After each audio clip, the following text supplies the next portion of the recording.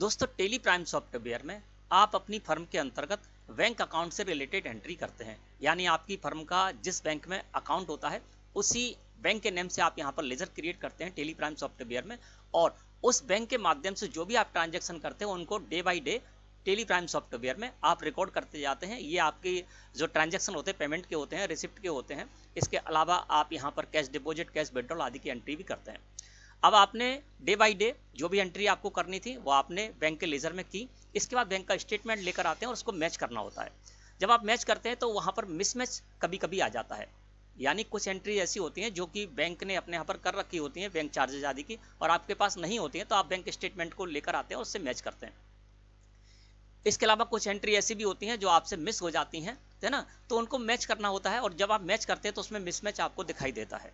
अब मिसमैच दिखाई देता है तो किस तरह से आप उस मिसमैच को पकड़ेंगे और किस तरह से आप उसको सुधार करेंगे, और जिस तरह से बैंक स्टेटमेंट में जो बैलेंस आ रहे हैं वही बैलेंस आपके लेजर में भी आना चाहिए, तो वो आप किस तरह से सुधार करेंगे, ये आज की वीडियो का हमारा टॉपिक रहेगा दोस्तों। तो इसके लिए हम क्या करते हैं, हमारी जो फर्म है इसका स्टेट बैंक ऑफ इंडिया में एक करंट अकाउंट है और उसी के नेम से मैंने यहाँ पर लेजर क्रिएट किया स्टेट बैंक ऑफ इंडिया के नेम से, और जो भी उस बैंक अकाउंट के माध्यम से हमने ट्रांजेक्शन किया उनको यहाँ पर समय समय पर रिकॉर्ड किया। तो सबसे पहले हम क्या करते हैं, यहाँ पर स्टेट बैंक ऑफ इंडिया का जो हमारा लेजर है उसको यहाँ पर ओपन करते हैं। इसके लिए हम जाएंगे दोस्तों यहाँ डिस्प्ले मोड रिपोर्ट्स में, फिर जाएंगे अकाउंट बुक्स में, इसके बाद जाएंगे लेजर में, और यहाँ पर लिस्ट ऑफ लेजर्स में से स्टेट बैंक ऑफ इंडिया का लेजर मैंने सिलेक्ट किया और एंटर प्रेस कर दिया। तो स्टेट बैंक ऑफ इंडिया का जो लेजर है वो यहाँ पर ओपन होकर आ गया। अल्ट के साथ F2 प्रेस करके पूरा पीरियड कर देते हैं, 1/4/24 से लेकर और आज तक का पीरियड कर देते हैं। तो देखिए 1 अप्रैल 2024 से लेकर 30 मार्च 2025 का यहाँ पर जो पीरियड है वो आ रहा है, और यहाँ पर 1 अप्रैल 2024 से लेकर और लास्ट जो मैंने एंट्री की 31 जनवरी में, है ना, तो वो सारी की सारी एंट्री मुझे इस जगह पर दिखाई दे रही है। अब यहाँ पर देखेंगे तो यहाँ पर आपको देखिए पर्टिकुलर में नेम मिल जाएगा, डेट मिल जाएगी, इसके अलावा वाउचर टाइप में वाउचर टाइप मिल जाएगा, वाउचर नंबर मिल जाएगा, डेबिट क्रेडिट का कॉलम आपको मिलेगा।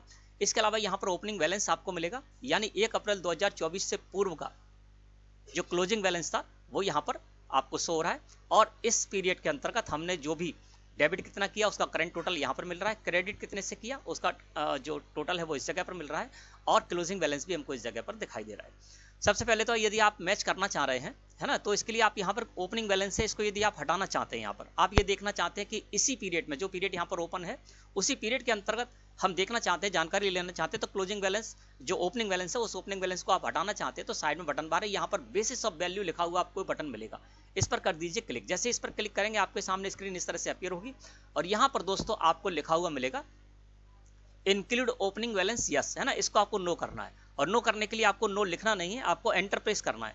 जैसे आप एंटर प्रेस करेंगे तो ओपनिंग इंक्लूड ओपनिंग बैलेंस ये नो हो गया। इसके बाद आपको क्या करना है, एस्केप की प्रेस करना है, एक बार और एस्केप की प्रेस करना है, तो देखिए यहाँ पर ओपनिंग बैलेंस हट गया। अब जो भी हमको दिखाई दे रहा है वो इसी पीरियड का दिखाई दे रहा है, 1 अप्रैल से लेकर और आज तक का, जिसमें कि हमने कितने से डेबिट किया, कितने से क्रेडिट किया और उसका बैलेंस कितना आ रहा है ना। तो इस तरह से आप इसको शामिल भी कर सकते हैं ओपनिंग बैलेंस को, और इसको हटा भी सकते हैं।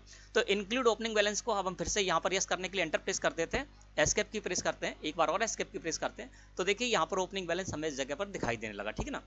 अब दोस्तों यहाँ पर क्या होता है कि जब हम देख रहे हैं कि बैंक स्टेटमेंट में और हमारे यहाँ जो एंट्री है उनमें मिसमैच हो रहा है ना, तो इसको पकड़ने के लिए आप क्या कर सकते हैं, यहाँ पर जो आपकी बैंक स्टेटमेंट है उसकी एंट्री एक साइड की मिला सकते हैं अपनी बैंक एंट्री से, है ना। तो इसके लिए यहाँ से आप चाहें तो केवल डेबिट की एंट्री जो है उनको आप यहाँ पर रख सकते हैं, क्रेडिट की एंट्री हट जाएंगी। आप चाहें तो क्रेडिट के एंट्री यहाँ पर रख सकते हैं, डेबिट की एंट्री हट जाएंगे, है ना। तो इसके लिए आपको क्या करना होगा, यहाँ पर साइड में बटन बार है बेसिस ऑफ वैल्यू, इसी के बटन पर जाना होगा। तो बेसिस ऑफ वैल्यू लिखे हुए बटन पर जैसे आप क्लिक करेंगे स्क्रीन आपके सामने इस तरह से अपीयर हो जाएगी, और यहाँ पर टाइप ऑफ वाउचर एंट्रीज में आपको ऑल वाउचर दिखाई दे रहा है। इस वजह से क्या हो रहा था, ऑल वाउचर आ रहे थे, यानी सारे के सारे डेबिट और क्रेडिट की एंट्री हमें दिखाई दे रही थी। आपको क्या करना है, ऑल वाउचर्स को सिलेक्ट करना है और एंटर प्रेस कर देना है। तो देखिए यहाँ पर आपके सामने स्क्रीन आ जाएगी, लेजर एंट्रीज का पॉपअप आ गया, यहाँ पर ऑल वाउचर भी है, क्रेडिट एंट्रीज ओनली और डेबिट एंट्रीज भी ओनली है। तो यहाँ पर अब हम कर देते हैं क्रेडिट एंट्रीज ओनली। इससे क्या होगा, डेबिट की एंट्री सारी हट जाएंगी, केवल क्रेडिट एंट्रीज हमें यहाँ पर देखने को मिल जाएगी। तो मैंने क्या किया, यहाँ पर क्रेडिट एंट्रीज ओनली को सिलेक्ट किया और एंटर प्रेस कर दिया। अब देखिए टाइप ऑफ वाउचर एंट्रीज में अब हमको यहाँ पर दिखाई देने लगा क्रेडिट एंट्रीज ओनली, है ना। अब आपको क्या करना है, एस्केप की प्रेस करना है, एक बार और एस्केप की प्रेस करना है, तो देखिए यहाँ पर अब केवल और आपको केवल क्रेडिट एंट्री दिखाई दे रही है, डेबिट एंट्री यहाँ से हट गई, ठीक है ना। अब आपको क्या करना है, बैंक स्टेटमेंट में जो डेबिट एंट्री है वो आपकी यहाँ पर क्रेडिट एंट्री से मिल जाएंगी, तो एक एक करके आप इसको मैच कर सकते हैं, ठीक है ना। अब आप एक एक करके यहाँ पर मैच कर लेंगे एक साइड के। इसके बाद अब आपको डेबिट की एंट्री करना है तो आपको क्या करना है, फिर से बेसिस ऑफ वैल्यूज पर जाइए, यहाँ पर टाइप ऑफ वाउचर एंट्रीज में क्रेडिट एंट्रीज ओनली लिखा हो, उसको सिलेक्ट कीजिए, एंटर प्रेस कर दिए। अब यहाँ पर कर दीजिए आप डेबिट एंट्रीज ओनली, तो देखिए डेबिट एंट्रीज ओनली मैंने सिलेक्ट किया और एंटर प्रेस किया। अब देखिए यहाँ पर क्या हो गया, टाइप ऑफ वाउचर एंट्रीज में डेबिट एंट्रीज ओनली आ गया है ना। अब आपको एस्केप की प्रेस करना है, एक बार और एस्केप की प्रेस करना है। अब देखिए केवल और केवल यहाँ पर डेबिट एंट्रीज मिल रही है ना। तो आपकी जो डेबिट एंट्रीज होंगी वो आपके बैंक स्टेटमेंट में क्रेडिट एंट्रीज में शो होंगी, तो आप एक एक करके उसको मैच कर सकते हैं। कोई एंट्री यहाँ पर छूट रही है तो आप उसको यहाँ पर इंक्लूड कर सकते हैं और बैलेंस यहाँ पर मिला सकते हैं, ठीक है ना। अब आपको दोनों एंट्री चाहिए तो आप जब एस्केप की प्रेस करेंगे और फिर उसके बाद जब आएंगे तो दोनों एंट्री अपने आप यहाँ पर आ जाएंगी, और यहीं से आप दोनों एंट्री क्रेडिट और डेबिट एंट्रीज करना चाहते हैं शामिल, तो साइड में बटन बार है, इसी बेसिस ऑफ वैल्यू लिखे बटन पर क्लिक कीजिए और अब आप यहाँ पर टाइप ऑफ वाउचर एंट्रीज में कर दीजिए ऑल वाउचर्स, है ना। तो मैंने यहाँ पर क्या कर दिया, ऑल वाउचर्स किया, सिलेक्ट करके एंटर प्रेस किया। अब यहाँ पर आप देखेंगे तो फिर से पहले की तरह टाइप ऑफ वाउचर एंट्रीज में ऑल वाउचर्स हो गया। अब दोनों तरह के वाउचर हमें यहाँ पर मिल जाएंगे, डेबिट एंट्रीज के भी और क्रेडिट एंट्रीज के भी, है ना। अब हम यहाँ पर इस तरह से मैच कर सकते हैं। तो इस तरह से क्या करना है, जब आपको एक एक साइड से आपकी 1500 एंट्री हो सकती है और दोनों साइड की आप एंट्री करेंगे उसमें आपको ज़्यादा समय लगेगा, तो एक एक साइड की आप एंट्री इस तरह से कर सकते हैं। ओनली डेबिट एंट्रीज को मैच कर लीजिए जो कि आपके बैंक स्टेटमेंट में क्रेडिट एंट्रीज होंगी, ओनली क्रेडिट एंट्रीज यहाँ पर कर लीजिए तो बैंक स्टेटमेंट में वो डेबिट एंट्रीज में होंगी, उनको आप यहाँ पर मैच कर लीजिए और बेहद आसानी से उसमें कोई एंट्री छूट रही है तो वो आप यहाँ पर इंसर्ट कर सकते हैं, ठीक है ना। वो कैसे इंसर्ट करना है वो भी मैं अभी आपको बताने वाला हूँ। इसके बाद दोस्तों यहाँ पर क्या है कि जिस तरह से बैंक स्टेटमेंट में हर एक एंट्री के बाद क्लोजिंग बैलेंस होता है ना, यहाँ पर वो शो नहीं हो रहा है। डेबिट क्रेडिट का कॉलम तो शो रहा है लेकिन इसके बाद में क्लोजिंग बैलेंस का जो कॉलम शो होता है और उसमें क्लोजिंग बैलेंस हर एक एंट्री के बाद शो होता है बैंक स्टेटमेंट में, उसी तरह से आप यहाँ पर भी कर सकते हैं जिससे कि आपको मैच करने में बहुत आसानी होगी। तो ऐसा करने के लिए आपको क्या करना होगा दोस्तों, यहाँ पर कॉन्फ़िगर लिखा हुआ बटन है सबसे नीचे, इस पर क्लिक कर दीजिए या F12 प्रेस कर दीजिए कीबोर्ड से।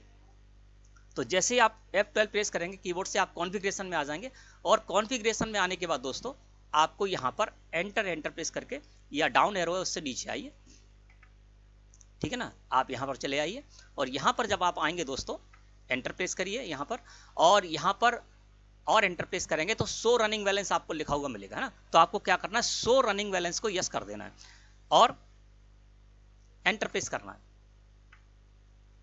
शो रनिंग बैलेंस का जैसे ही आपने यहाँ पर इससे रिलेटेड जो सेटिंग थी वो की, तो इससे क्या हो गया दोस्तों, अब यहाँ पर देखिए एक डेबिट क्रेडिट के बाद बैलेंस का कॉलम शो हो गया, उसी तरह से बैलेंस का कॉलम शो हो गया जिस तरह से कि बैंक स्टेटमेंट मिलता है।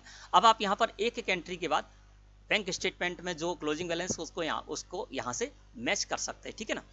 इसके अलावा दोस्तों क्या है कि यहाँ पर मैंने जब मैच किया तो यहाँ पर कुछ एंट्री ऐसी हैं जो कि बैंक स्टेटमेंट में तो हैं लेकिन हमारे पास नहीं है, जैसे कि बैंक चार्जेस आदि की एंट्री होती है उनको हमको पता नहीं चलता कि बैंक ने कितना चार्ज किया।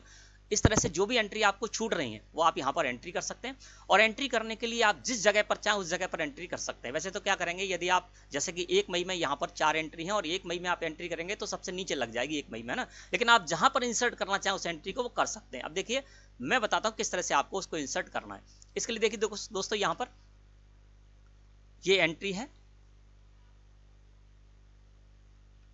1,75,000 और 85,000, है ना। ये दो एंट्री हैं, पेमेंट वाउचर में है, 2 मई को है।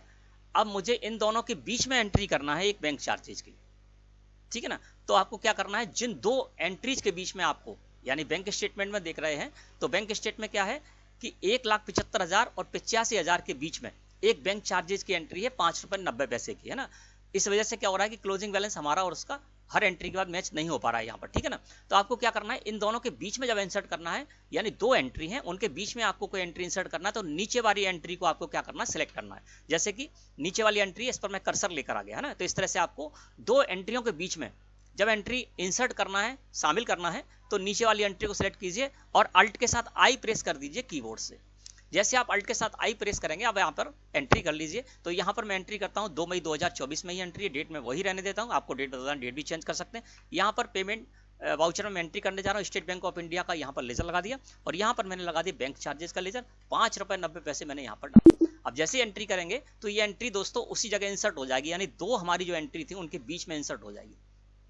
ये देखिए 1,75,000 और 85,000 के बीच में ये 5 रुपये 90 पैसे की जो बैंक चार्जेस की एंट्री थी वो यहाँ पर इंसर्ट हो गई, है ना। तो आप जिस जगह चाहें उस जगह इंसर्ट कर सकते हैं। अब क्या होगा कि यहाँ पर जो बैंक बैलेंस था वो हमारा बिल्कुल सही इससे मैच होगा स्टेटमेंट से, 5 रुपये 90 पैसे यहाँ पर मैंने डाल दिया। तो जिस जगह बैंक स्टेटमेंट में एंट्री थी उसी जगह मैंने इस एंट्री को कर दिया। तो इस तरह से दोस्तों आपकी जो भी एंट्री मिस हो रही है उसको आप इस तरह से जहां भी चाहें उस जगह पर इंसर्ट कर सकते हैं और मैच कर सकते हैं अपनी बैंक स्टेटमेंट की जो एंट्री है उनसे और क्लोजिंग बैलेंस से। इसके बाद दोस्तों यहां पर जब हम देख रहे हैं तो 1 अप्रैल से लेकर और आज तक यानी 31 जनवरी तक का हमको यहाँ पर पीरियड्स हो रहा है। अब इसको आप मंथली वाइज चेक करना चाहते हैं, है ना, तो मंथली वाइज भी चेक कर सकते हैं। यानी बैंक स्टेटमेंट में मान के चलिए यहाँ पर कि मैं ये देखना चाहता हूँ कि अप्रैल मंथ का क्लोजिंग बैलेंस क्या था, है ना, तो हम इस तरह से मंथली भी उसको चेक कर सकते हैं। जहां तक हमारा सही मिलेगा वहां तक हम मान लेंगे सही है, उसके आगे हम एंट्री करेंगे, है ना, आगे जो हम देख लेंगे किस तरह से कहाँ मैचिंग गलती आ रही है। तो इसके लिए मंथली वाइज आपको करना है, तो साइड में मंथली यहाँ पर लिखा हुआ है, मंथली बटन पर क्लिक कीजिए या F6 प्रेस करिए कीबोर्ड से। तो मंथली लिखे हुए बटन पर मैंने क्लिक कर दिया। आप देखिए मंथली वाइज यहाँ पर डेबिट क्रेडिट्स हो रहा है और साथ ही साथ क्लोजिंग बैलेंस भी हो रहा है। अब जब हम बैंक स्टेटमेंट से मैच कर रहे हैं तो मैंने देखा अप्रैल का जो हमारा क्लोजिंग बैलेंस है बैंक स्टेटमेंट से सही मैच हो रहा है, मई का भी सही हो रहा है और जून में देख रहे हैं तो जून में यहाँ पर गलत हो रहा है। तो हम जून से यहाँ पर चालू कर देंगे मैच करना, ठीक है ना। और उसके बाद जून का हम मैच कर लेंगे, उसके बाद देखेंगे जुलाई में हमारा सही है, अगस्त में सही है, सितंबर में भी सही है, अक्टूबर में भी सही है, नवंबर में सही है और दिसंबर में गलत हो रहा है तो हम दिसंबर को चेक कर लेंगे ना। तो इस तरह से आप इसको मंथली वाइज भी कर सकते हैं। एस्केप की प्रेस कर दिया, फिर हम इस जगह पर आ गए। तो दोस्तों इस तरह से आप क्या कर सकते हैं कि जो भी आपने एंट्री कर रखी है बैंक के लेजर में उनको बैंक स्टेटमेंट से मैच कर सकते हैं। किस तरह से मैच कर सकते हैं वो सारा तरीका मैंने आपको बताया है। और मैच करने के बाद कुछ एंट्री ऐसी हैं जो कि मिस हैं, उनको आप यहाँ पर इंसर्ट कर सकते हैं, एंट्री कर सकते हैं, शामिल कर सकते हैं और अपनी जो आपने बैंक की एंट्री कर रखी है बैंक के लेजर में उसको बैंक स्टेटमेंट से आसानी से आप यहाँ पर मैच कर सकते हैं, ठीक है ना दोस्तों। तो मैं समझता हूँ आज का जो टॉपिक था वो आपको अच्छे समझ में आ गया होगा। वीडियो अच्छी लगी हो तो लाइक करें। धन्यवाद।